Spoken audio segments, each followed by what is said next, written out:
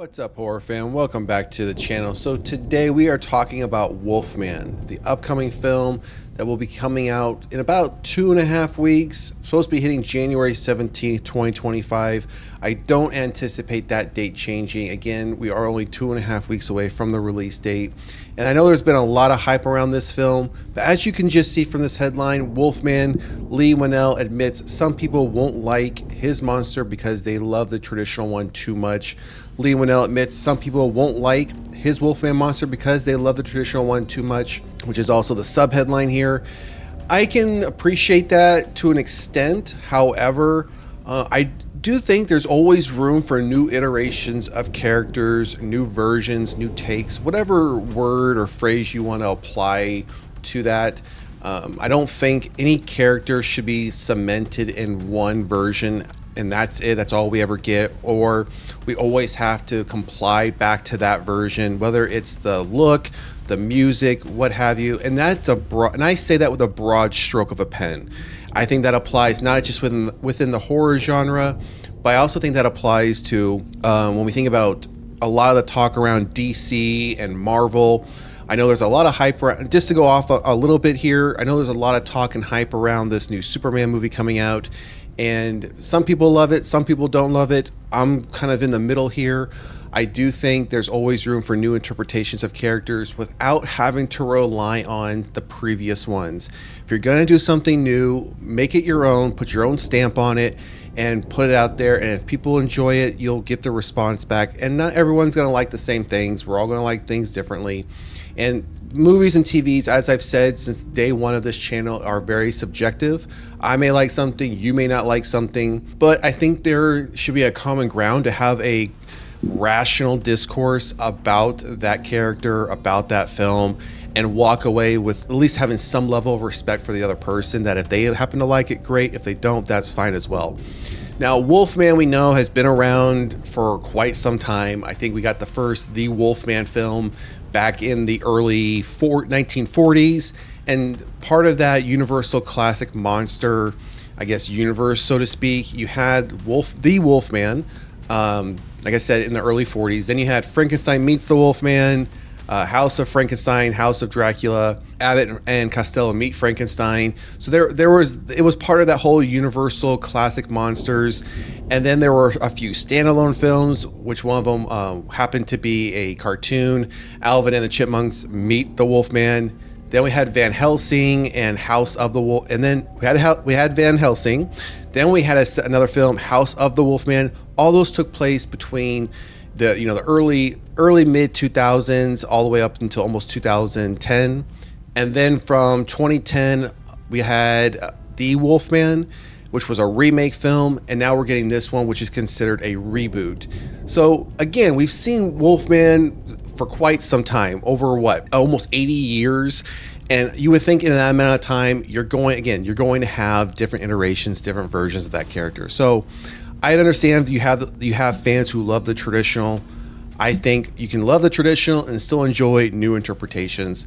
So some of the details here, we've seen many incarnations of Wolfman over the decades, but the iconic monster will soon receive another update, this time from writer-director Leigh Whannell. Whannell has already teased that his version of the Wolfman is unlike any that comes before it, but he admitted to SFX magazine that some people probably won't like it. Quote, "I think you have to bring a new approach," Whannell said. "Maybe there are some people that won't like it because they love traditional wolf too much, but that was the approach I wanted." He added that this Wolfman is 100% practical, all makeup. There are no CGI elements. So we're gonna pause there for a second. You've heard me talk about this when it comes to practical effects. The more practical effects you can use over CGI, the better, especially within horror. We talked briefly about this when it came to the Terrifier series a couple months ago when we did a breakdown of the 3 Terrifier movies. And it was known, it was documented that during those first 2 films, I'm not sure about the 3rd film, but I know in the first 2 films, it was mentioned that CGI was only used to enhance an element. So for example, if someone had like a stab wound, it was practical effects, and then they would only use CGI to make the stab wound look a little deeper, a little bit more realistic. But beyond that, it was all practical effects, and 95%, 99% of the film was practical effects, and CGI was only used in those very small instances.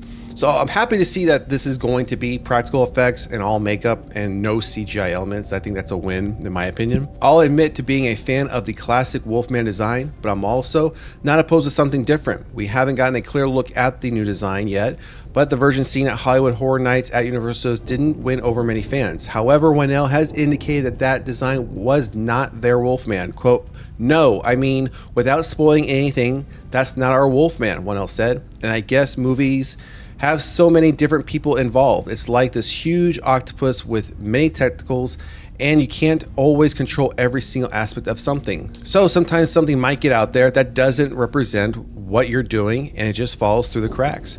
So no, it doesn't represent our movie. So the rest of this goes on just to briefly talk about what the synopsis is of Wolfman, some of the other actors and actresses playing the characters, and then we have a link here to the trailer, which is the second trailer they released on this film, and the release date of January 17th, 2025. Now we won't be playing the trailer. Now I have tried playing the trailers on the channel before, and we do get them copyrighted. So unfortunately, we won't be able to do that, but I will put the link of this article in the description of this video below. So if you want to check out the second trailer, if you haven't seen it, you will be able to do so. I'm open for new interpretations. I'm open for new ideas when it comes to classic characters. Now, if you can stay somewhat within the confines of the source material from a story perspective, if there's established stories that you're going to be using, that's great.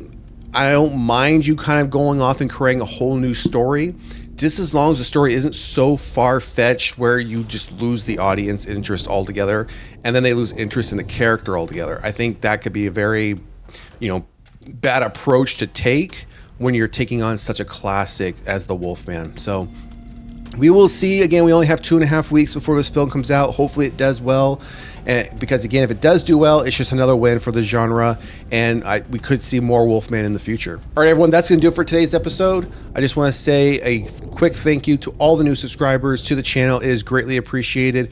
If you haven't done so already, please like, share, and subscribe to the channel.